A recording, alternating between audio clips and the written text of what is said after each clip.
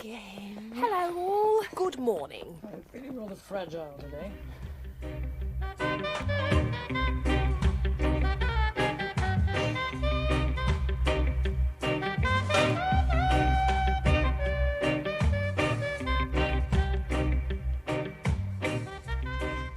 Yes, it's the little things that matter.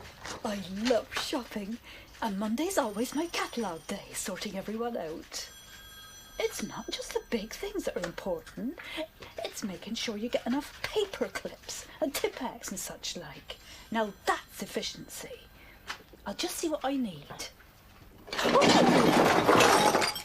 This filters out harmful radiation, and the chair is adjustable to prevent RSE, repetitive strain injury.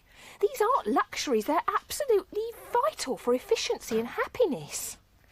Finally, in any healthy building, you'd be able to open the window and let in real fresh air.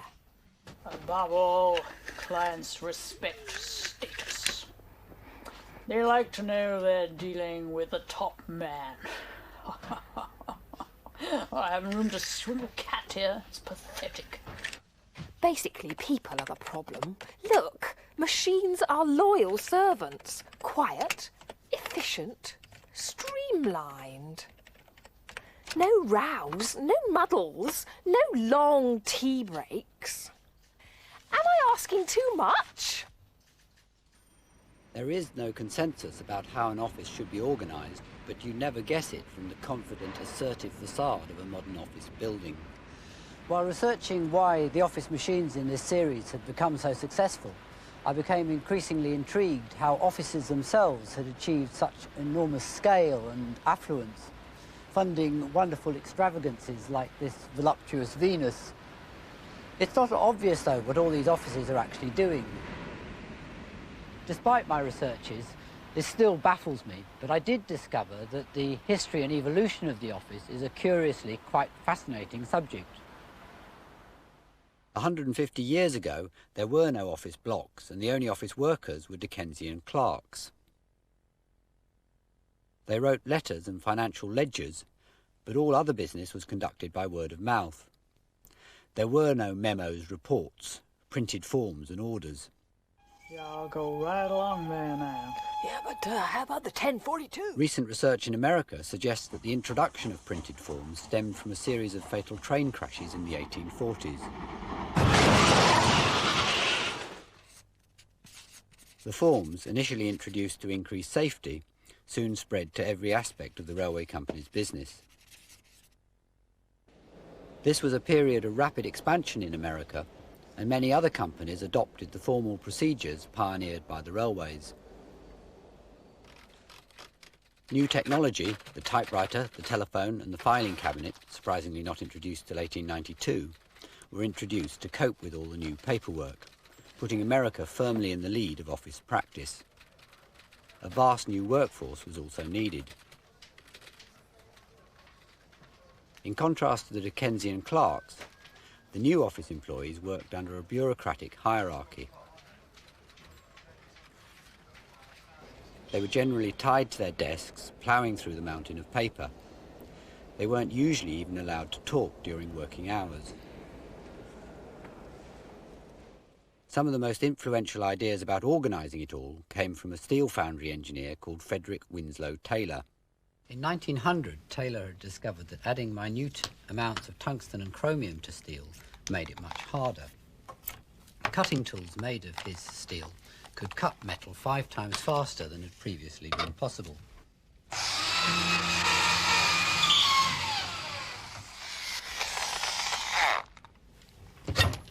Taylor's high-speed steel has been used for drill bits ever since. Taylor then concluded, though, that the most inefficient part of drilling and practically any other process was not the materials or the tools, but the person doing it, the worker. Taylor was convinced there was one best way for every job. Yeah, You might be working a lot faster than this. Look into my eyes and work twice as fast. After training one worker to treble the amount of pig iron he could load in a day, Taylor was forced to abandon his experiment. Hey, off with you! How dare you teach us our job? His time and motions techniques remained unpopular, but but his writings on the subject became very influential. Lenin and Hitler were among his fans. My theory of work is that there is no limit to which the human body cannot be pushed as long as the leader has a mustache. Some scientific management disciples applied Taylor's ideas to offices, struggling to organise the mountain of paperwork. James Bunker Gilbreth made extensive use of photography. These are some of his original films.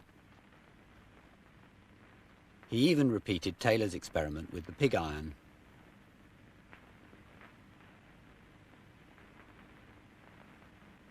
Gilbreth believed in analysing every movement to find the one best way. Here a champion typist is being trained, particularly to keep her eyes on the copy, not on the keys.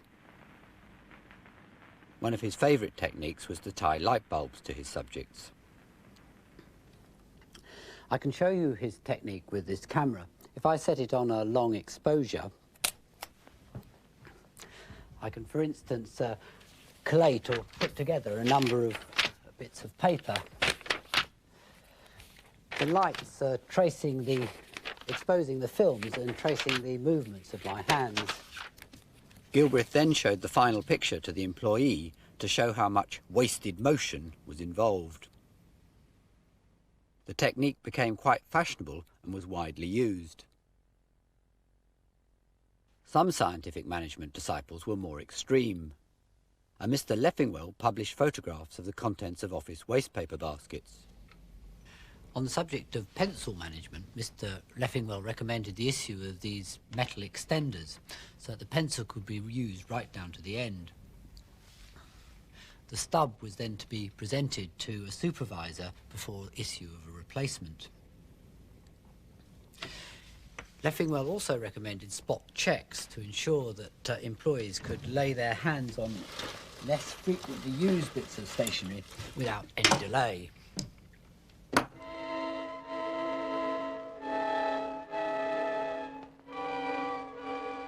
The strict regimes imposed by scientific management certainly contributed to making an office worker's life pretty wretched. Follow the crowd, get the big money. You make a pile and raise a pile. That makes another pile for you. Follow the crowd. We've reached 1 million, 2 million, 5 million. Watch us grow. Going up. It's new, it's automatic. It dictates, records, seals, sterilizes, stamps, and delivers in one operation without human hand. What am I bid? What am I offered? Sold. Who's next? The people, yes. Follow the crowd to the Empire City, the Wonder City, the Windy City, the Fashion City. The people, yes. The people, perhaps. Things started to change in the late 20s after a scientific management study on some girls assembling electrical components. Finding no improvement in raising lighting levels, and Mr. Elton Mayo tried consulting the workers. How would you like your tea breaks? How long? When? Tell me. Well, Mr. Mayo, we think 3 20-minute tea breaks would suit us a whole lot better. Now, where's progress? Yeah, they're working faster.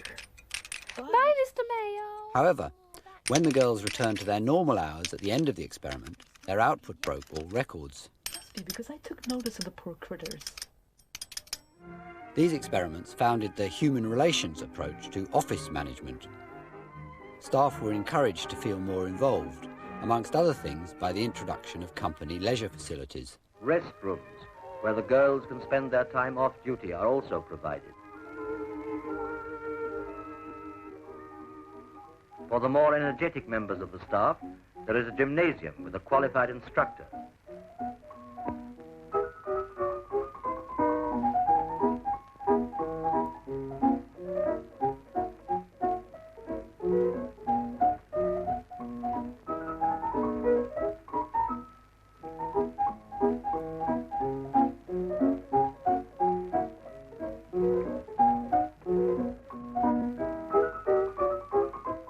The human relations approach, liberalising working conditions, coincided with the growing emancipation of women, even if men were reluctant to recognise it.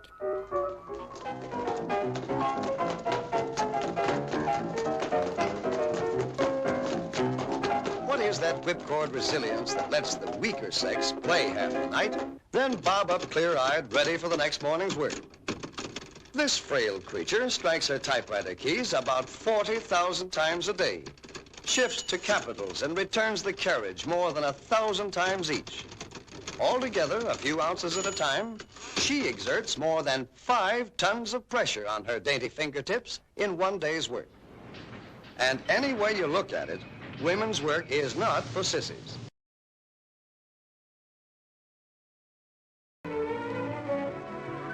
The human relations approach to office management, encouraging everyone to use their initiative, didn't necessarily make the office more efficient. I guess just about every office has someone like Betty. A little short on personality, maybe, but darned efficient. Fact is, many of the procedures and filing systems were set up by Betty in the first place. Oh, Betty, do you have a minute? What is it, Joe? Well, I'm having an awful time checking anything in these guarantee files. It's all alphabetical, and there are millions of them. Takes forever to find any particular one. Well, we haven't been having any trouble. Well, the way they did it at Malco, Betty, saved a lot of time.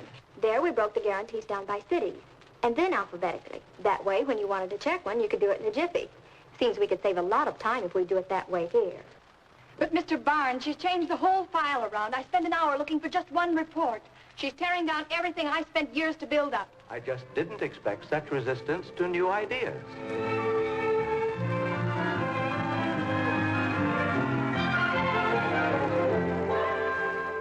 Realizing that the human relations approach, focusing on the psychology of office behavior, was a rather unpredictable business, many office experts returned to more practical ways of improving efficiency. Just as the scientific management disciples had suggested, surely efficiency must go down if the environment is uncomfortably hot or cold or humid or drafty. Today, it's taken for granted that all offices are fitted with air conditioning. The air comes out through slots in the ceiling, circulates round the office, and then goes back up again. The invention, though, that really made this a practical proposition and also radically changed the appearance of the office was the suspended ceiling.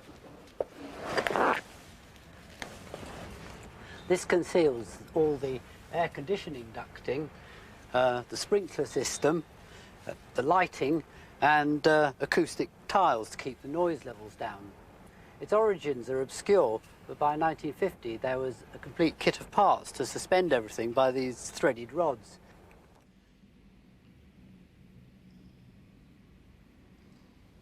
Air conditioning might never have caught on in a temperate country like Britain, except that developers realised that it could be economically rather attractive. Previously, offices had had to be designed in complicated, irregular shapes so that no desk was too far from a window, both for air and light. With air conditioning, developers for the first time could design deep space. So buildings could be put up in simple rectangular blocks that were cheaper to build and provided more area to let. This sort of new look office was presented as being glamorous and efficient. Those who dream and design are always contributing to our ways of work. Working situations benefit from a new kind of layout, bright, open, and inviting. The modern designer creates beauty through simplicity, bringing to active business a look of casualness, a look of luxury, combining to create a new look to American efficiency. German designers went further. In a 50s reaction against fascism, the Schnell brothers, who ran an office furniture business, started proposing Bureau Landschaft, or office landscaping. The office was to be fully carpeted, a revolution in itself, with desks arranged randomly to break down traditional office hierarchy. And what we need now is some plants. Some trees, perhaps. And we have Bureau Landschaft. Yeah. At Beecham House, the flora and fauna mix freely in the atmosphere of an English garden. Typists type. Executives do whatever executives do. And everyone's more than happy. What better setting for an English rose? Perhaps some enterprising gardener will develop a new flower to mark this breakthrough. He could call it Floribunda secretaria. Despite all these changes in the appearance of the office, its efficiency still left much to be desired. The swinging 60s accelerated the liberalisation of office regimes, creating new distractions. What makes the ideal shorthand typist? Presentable, but not so glamorous that the big executive's mind goes round like a satellite. Nor yet so plain that he envies his colleagues who are away with Asian flu. You, sir, in the audience, are you an executive? If so, have you ever wondered why your ears burn in the girls' tea break? Mr. Keynes is the best boss I ever had. I wish they were all like him. All I can say, I'm sorry for his wife. Some companies reputedly started adding bromide tablets to the water to suppress their employees' libido.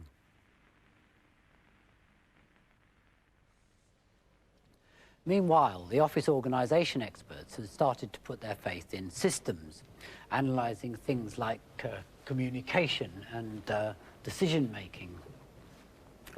On a practical level, though, they noted that the basic office equipment, the filing cabinet, the typewriter and the telephone, had remained basically unchanged since 1900. By 1970, whereas each factory worker operated an average £12,000 worth of plant and machinery, each office worker only had an average £1,000 worth of equipment. The key to improving office efficiency, many experts decided, was automation. Jan? Well, Dennis, I sure am thankful for new technology. With this equipment, I can do just about anything with a few simple commands. My work area is organized, allowing me to move about freely, and to top it off, I can be comfortable all day, thanks to proper lighting and temperature. We sure have come a long way. Thank you, Jan. To most people, this would appear to be an ultra-modern office, working with sophisticated, up-to-date equipment. But we now realize that this type of office is just an old-fashioned system dressed up with new hardware. We know that it's rapidly becoming obsolete. It was felt that until all the new machines were linked together, with all the information processed electronically, efficiency couldn't improve. We're in a race to keep up with the machines, and we're losing. The new office. Just imagine, an office with no stacks and files of paper. It's not futuristic, and it's not far away. Now, changes like this can be difficult, but they're also pretty exciting, and we're all going to be a part of it as the new office evolves. That video was made 14 years ago, and in many ways, this is the office of the future. These cool white surroundings where everything looks efficient and nothing is dirty. Every element carefully designed. The scientific management disciples would feel proud to see it, their dreams come true. They would have approved of information technology, with all the information formally and logically entered into networks of computers. The new office buildings have lighting that doesn't reflect in the computer screens, extra cooling to remove the computer's heat, and false floors to conceal the wires connecting them together. These quite simple requirements persuaded many companies that their offices were obsolete, resulting in the lavish office building boom of the 80s. However, creating elegant palatial effects like these is enormously expensive and complicated. In addition to the control room, there's an entire hidden floor full of machinery. In here, there are vast cold water tanks, 500,000 gallons in here, and another 1 million at the back there for the sprinkler system.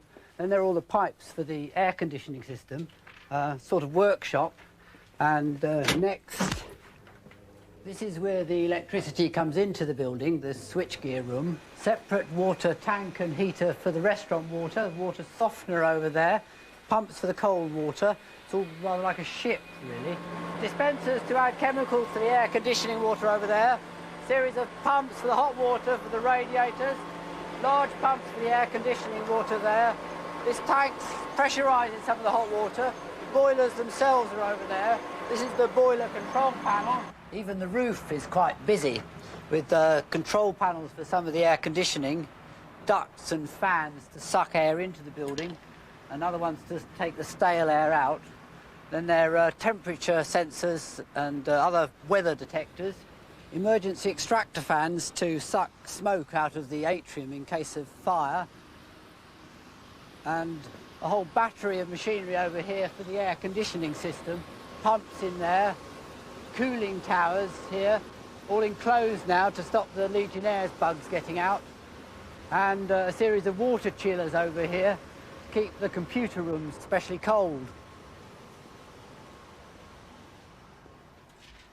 Simply keeping the building maintained needs a small army of people. However, even if all this expense is justified, the value of the information technology itself is unproven.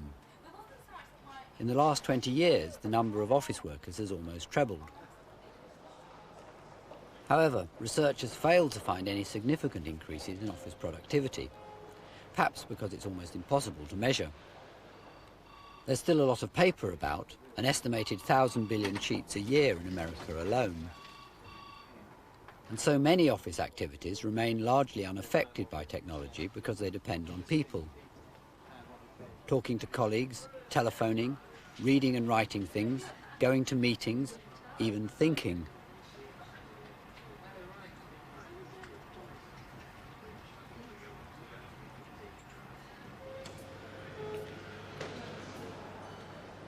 Though not so obvious as it used to be, the traditional office hierarchy still exists. The conflict between the need to control what the staff do and the need to motivate them by allowing them freedom still remains.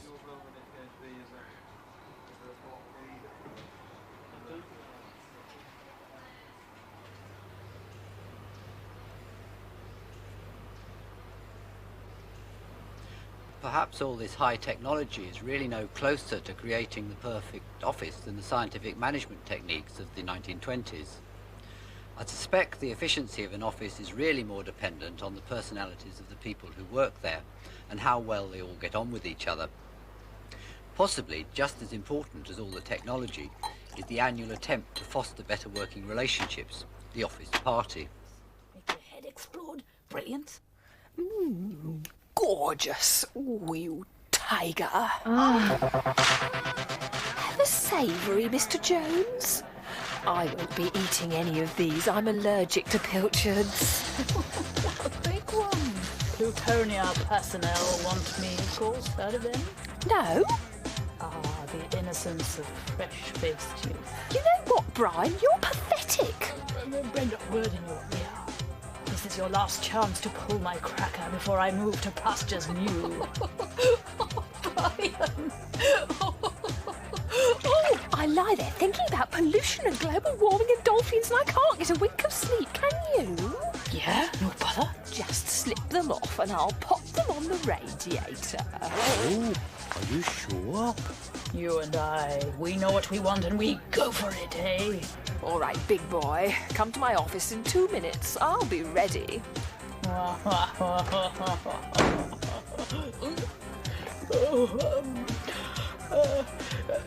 I say, Jonesy, the boss wants you in our office pronto. Oh? Hell. Oh. Oh! Mr. Jones! What's happening? Oh, what did I do wrong? Bruce! You're safe with me, Brenda. Everyone must leave immediately. Bruce. I've got a solar panel in my flat. Do you want to see it? I've never knitted trousers before. That'll be quite a challenge. Oh, yes, Bruce, I will. Just name the day. Better buy the wife some flowers. Christmas, what a waste of resources.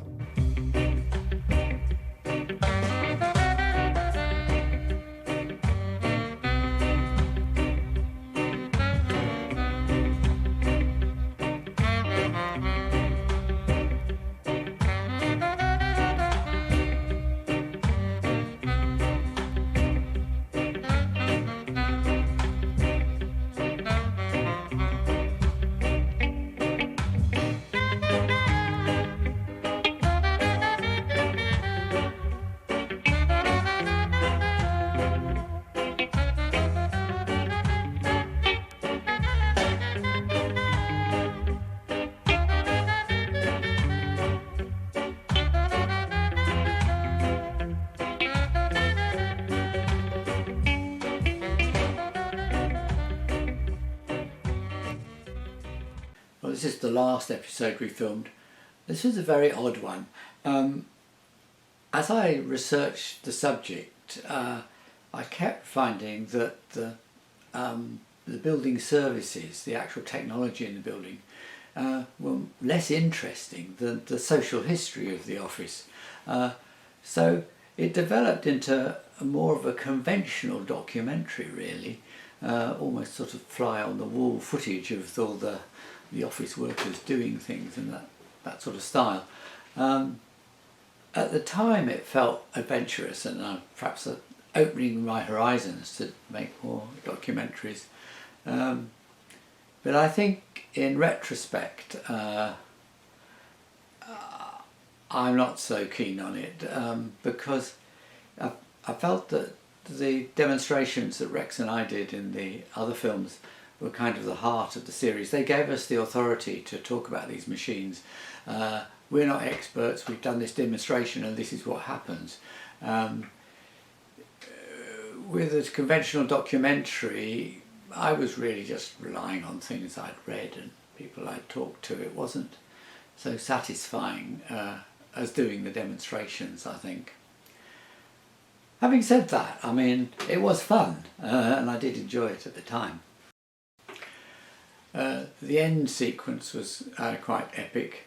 When everything dances in the festively decorated office, I gathered all my friends together and they were all hiding under the desks. There were probably about 12 or 15 people, just pulling strings to make everything dance. But it was a fun bit of choreography, getting that to work. Well, what's changed with offices? Well, hot desking is a more recent phenomenon since we made the film, and a general sort of depersonalising of your little cubicle in your space. I think maybe this is deliberate to give the place more of a corporate thing, to remove your personal identity. I would hate it. Actually, I think the origins go back further. When my sister was a young architect, her boss had designed a building with the windowsills on the inside were sloping downwards at 45 degrees. And she said to him, why don't you make them flat so people can put their possessions on them? And he said, that's why they're sloping, so they can't. So, I don't know. Obviously, people just accept it. And then sort of more recent phenomena of these co-working spaces like WeWork, you have to sort of buy into their whole philosophy. I don't know. I'm too much of an individualist, I guess, to be able to cope with that sort of thing. Really only just occurred to me that I think that episode was a one-off. I wouldn't ever make any more documentaries like that. I don't know where it comes from, but right from when I was quite young, when I left school, I didn't know what job I wanted to do. I knew the one thing I didn't want to do was to work in an office. I don't know where that came from, but it's something obviously that has been a sort of theme through my life. And then, because I was thinking about it, I realised that an arcade machine I made a couple of years ago returned to the same theme. This machine is called Trust Wildlife, and it's a little bird hide like you have on a nature reserve, where there are two seagulls telling you all about the human race. And they tell you all about office life. So as this is the final programme in the series and my final commentary, I thought this was an appropriate thing to leave you with. But only after a few hours, the restless creatures they are, they then leave again for the city. They then just get stuck in traffic jams, and because they're unable to fly, they're just stuck. Bonkers. Bonkers. The buildings in the city remain a great mystery. Inside, their nature cams reveal them gazing at screens in a trance, or talking in a language that makes no sense at all. Whatever they're up to, the great product what comes out of the buildings at the end of each day is bags of delicious food. Then it gets even better.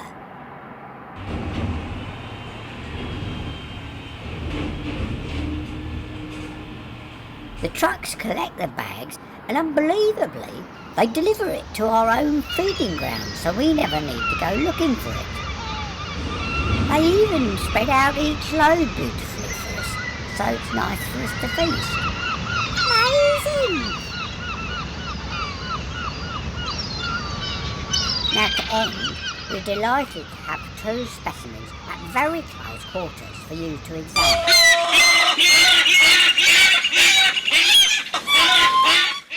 Now don't stare, it's very important to be nice to them.